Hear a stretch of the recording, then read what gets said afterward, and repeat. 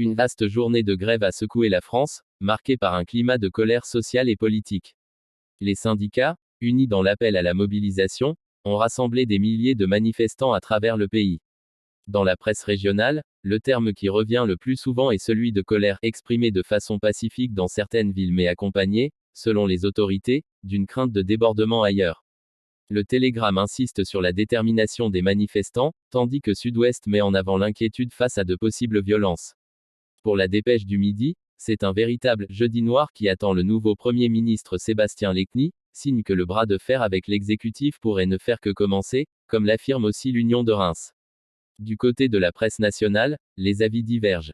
L'opinion parle d'une revanche des syndicats après l'échec de leur lutte contre la réforme des retraites en 2023, n'hésitant pas à représenter Emmanuel Macron en Jules César face à des syndicats galvanisés.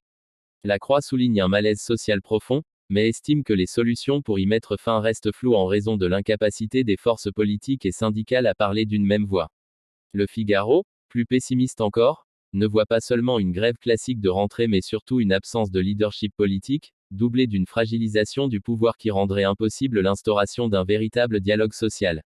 À l'étranger, Le Soir en Belgique met en garde contre la tentation de s'arrêter à des symboles, comme l'annonce de la fin des privilèges des anciens premiers ministres.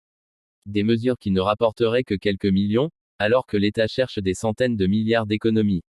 Le quotidien belge insiste sur le sentiment d'injustice qui domine en France, et qui pourrait emporter le gouvernement si rien n'est fait pour y répondre.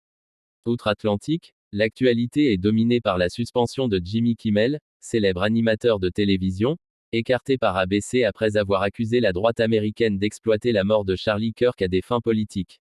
L'influenceur conservateur pro-Trump avait été tué par balle en plein débat public. Le New York Times affirme que la chaîne aurait subi des pressions de la FCC, dirigée par un proche de Donald Trump.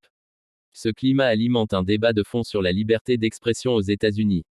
Le Monde évoque même une chasse aux sorcières numériques, rappelant le macartisme, tandis que le Pentagone aurait demandé à surveiller les réactions en ligne de ses soldats. Enfin, dans le domaine sportif, le PSG a fait son retour triomphal en Ligue des Champions, en s'imposant 4-0 en Italie.